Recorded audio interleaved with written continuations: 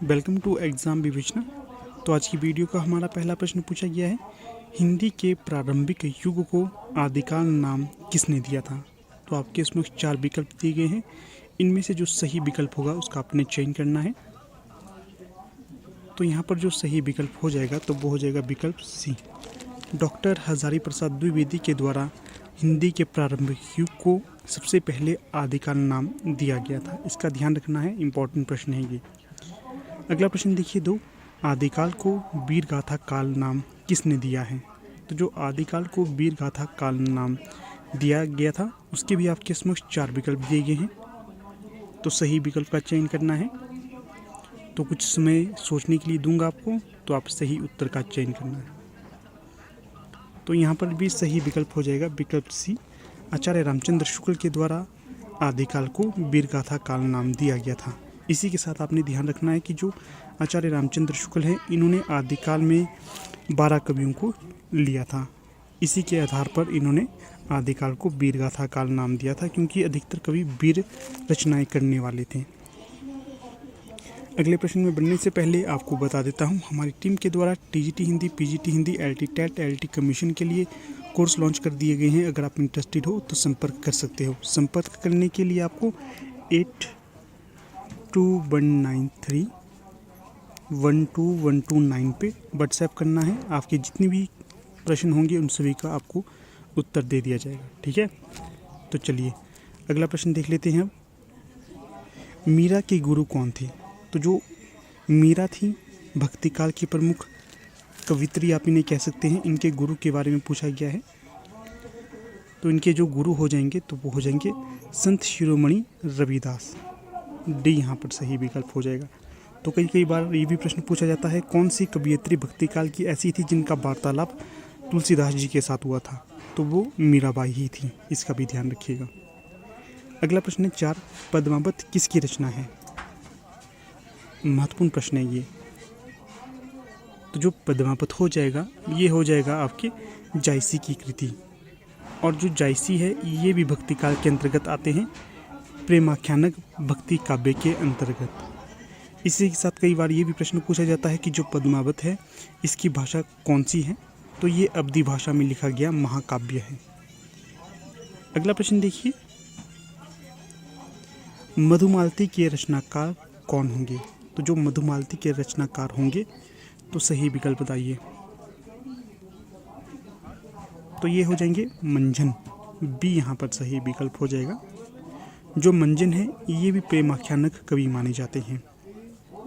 अगला प्रश्न है 6, भक्ति काल के लेखक कौन हैं। भक्ति काल के नहीं, भ्रमर गीत के, भंवर गीत जो रचना है इसके लेखक कौन होंगे उसके बारे में बताना है। तो ये हो जाएंगे नंददास। सी सही विकल्प हो जाएगा यहाँ। अगला प्रश्न है 7, तो इसमें क्या पूछा गया है, सूरदास की भक्ति किस प्रकार की है। तो विकल्प में है ज्ञान मार्गीय, पुष्टि मार्गीय, प्रेम मार्गीय या इनमें से कोई नहीं।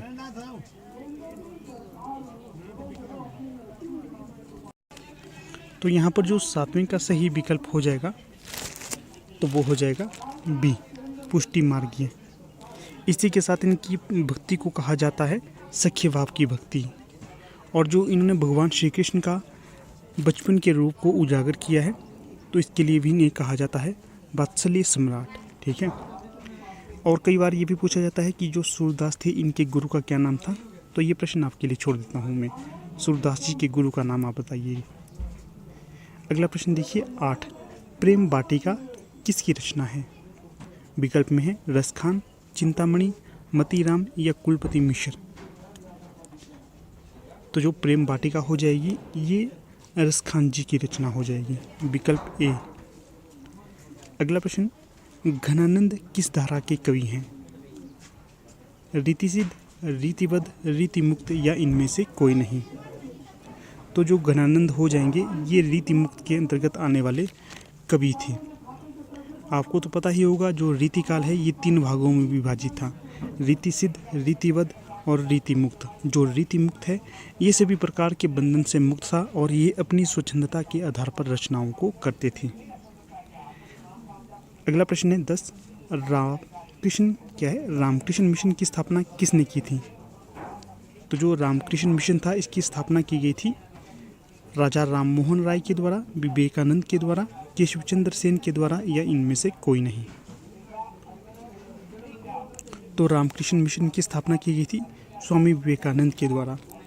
जो विवेकानंद है इनके गुरु का नाम था स्वामी रामकृष्ण, तो उन्हीं के नाम के लिए इन्होंने आधार माना और इस जो मिशन का नाम रखा रामकृष्ण मिशन। अगला प्रश्न है 11, भारतेंदु द्वारा संपादित मासिक पत्रिका कौन सी है? कवि वचन सुधा, योजना, पल प्रतिपल, या इनमें से कोई नहीं। तो जो कवि वचन सुधा है ये भारतेंदु जी की संपादित मासिक पत्रिका मानी जाती है। अगर आपको इस वीडियो का PDF चाहिए तो आप हमारे टेलीग्राम ग्रुप के साथ जुड़ सकते हैं, लिंक आपको डिस्क्रिप्शन बॉक्स में मिल जाएगा। अगला प्रश्न है 12, भाग्यवती उपन्यास के रचयिता कौन हैं? तो विकल्प में है श्रीधर पाठक, मैथिली शरण गुप्त, जयशंकर प्रसाद, या श्रद्धाराम फिलौरी। तो जो भाग्यवती उपन्यास है इसके रचनाकार हो जाएंगे विकल्प डी श्रद्धाराम फुलौरी। जो श्रद्धाराम फुलौरी है इनका संबंध पंजाब से है। तो कई बार ये भी प्रश्न पूछा जाता है कि जो ओम जय जगदीश हरे नामक आरती है इसके रचयिता कौन थे? तो ये श्रद्धाराम फिलौरी ही माने जाते हैं। ठीक है। इसके पश्चात जो भाग्यवती उपन्यास है इसे हिंदी का प्रथम उपन्यास मानते हैं कई विद्वान। ठीक है। विजय शंकर मल हैं, इनके द्वारा इन्हें इस उपन्यास को प्रथम उपन्यास माना गया है। इसके पश्चात जो आचार्य रामचंद्र शुक्ल है उनके द्वारा किसे हिंदी का प्रथम उपन्यास माना गया है? तो आप इसे कमेंट में अवश्य बताना। अगला प्रश्न देखिए 13, भारत भारती खंड काव्य के रचयिता कौन हैं?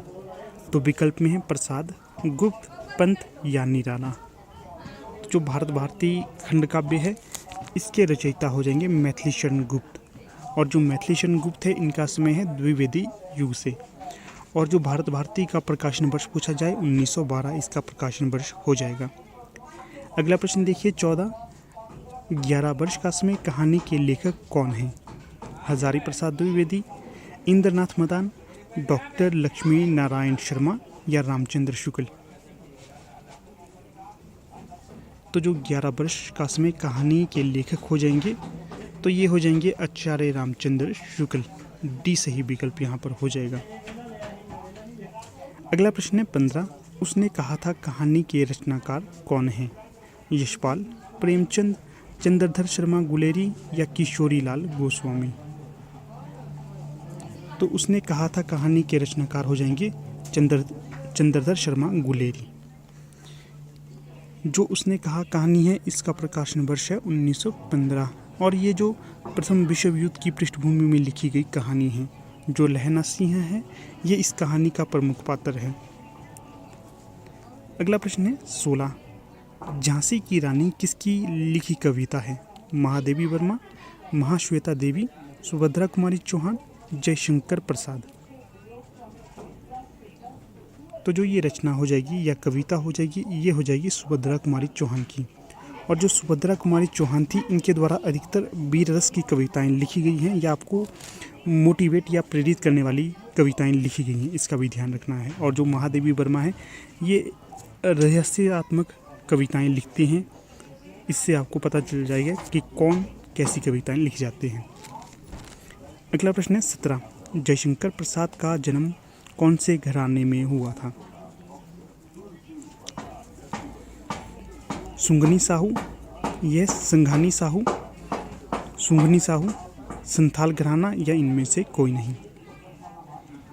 तो 17 का सही विकल्प हो जाएगा जो जयशंकर प्रसाद थे इनका जन्म सुंगनी साहू परिवार में या खानदान में हुआ था। और इनका कई बार प्रश्न पूछा जाता है इनका जन्म कब का है? 1889 ईस्वी में इनका जन्म माना जाता है।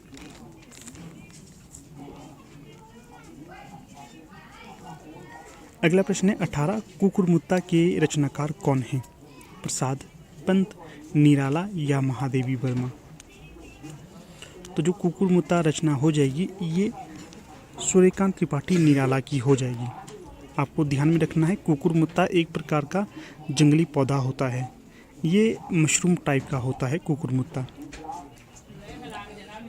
अगला है 19, मधुशाला किसकी रचना है? प्रेमचंद, प्रसाद, पंत या हरिवंश राय बच्चन? तो जो मधुशाला रचना हो जाएगी हरिवंश राय बच्चन जी की हो जाएगी। डी सही विकल्प हो जाएगा। इसी के साथ ध्यान में रखना है कि मधुशाला, मधुबाला और मधु कलश ये तीनों इन्हीं की रचना है। और जो हिंदी साहित्य का दूसरा इतिहास है इसके रचनाकार भी हरिवंश राय बच्चन ही हो जाएंगे। अगला प्रश्न है 20, गोदान उपन्यास के उपन्यासकार कौन होंगे? महत्वपूर्ण उपन्यास है। जयशंकर प्रसाद, प्रेमचंद, श्याम सुंदर दास या इनमें से कोई नहीं? तो जो गोदान उपन्यास के उपन्यासकार हो जाएंगे मुंशी प्रेमचंद जी हो जाएंगे। और इस उपन्यास का प्रकाशन वर्ष 1936 है। कई बार ये भी पूछा जाता है। और होरी गोवर इस उपन्यास के प्रमुख पात्र हैं। अगला प्रश्न है 21, चांद का मुंह टेढ़ा के रचयिता कौन थे? निराला, मुक्तिबोध, पंत या दुष्यंत कुमार? तो जो रचना है चांद का मुंह टेढ़ा इसके रचनाकार हो जाएंगे मुक्तिबोध। इसी के साथ इनकी एक प्रमुख कविता है अंधेरे में। बहुत ही महत्वपूर्ण और लंबी कविता इनके द्वारा लिखी गई है। अगला प्रश्न है 22, तोड़ती पत्थर कविता के कवि कौन हैं?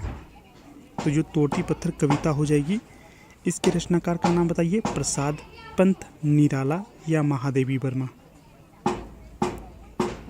तो इसके जो कवि हो जाएंगे तो ये हो जाएंगे सूर्यकांत त्रिपाठी, निराला। अगला प्रश्न है यहाँ पर 35, फणीश्वर नाथ रेणु कौन सी श्रेणी में आते हैं? राष्ट्रीय उपन्यासकार के तौर पर जाने जाते हैं, प्रादेशिक उपन्यासकार, आंचलिक उपन्यासकार या इनमें से कोई नहीं? तो जो फणीश्वर नाथ रेणु है ये आंचलिक उपन्यासकार के तौर पर जाने जाते हैं। इनका जो उपन्यास है मैला आंचल ये प्रथम आंचलिक उपन्यास माना जाता है। डॉक्टर प्रशांत इस उपन्यास के प्रमुख पात्र हैं। अगला प्रश्न है 24, धर्मवीर भारती कौन सी पत्रिका के संपादक रहे हैं? तो जो धर्मवीर भारती थे ये रहे थे आपके धर्मयुग, सरस्वती, कवि वचन सुधा या सरिता?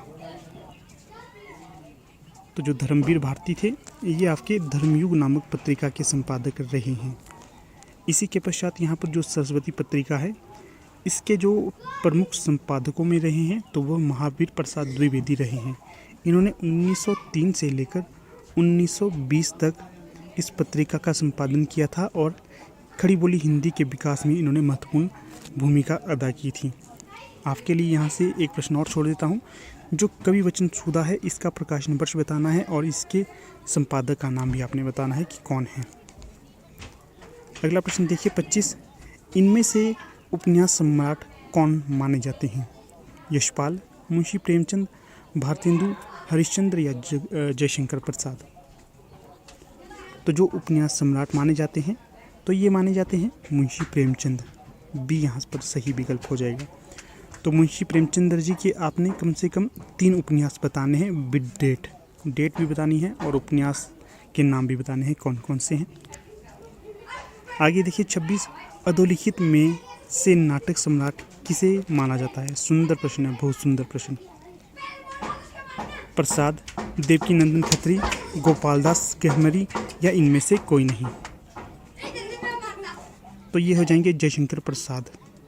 जैसे उपन्यास का सम्राट मुंशी प्रेमचंद्र जी को कहा जाता है, कहानी का सम्राट मुंशी प्रेमचंद्र को ही कहा जाता है और नाटक का सम्राट प्रसाद जी को कहा जाता है। जो कामायनी है इनकी प्रसिद्ध कृति है जयशंकर प्रसाद की और इसमें सर्गों की संख्या कितनी है? 15 और इसका प्रकाशन वर्ष कितना है? 1935।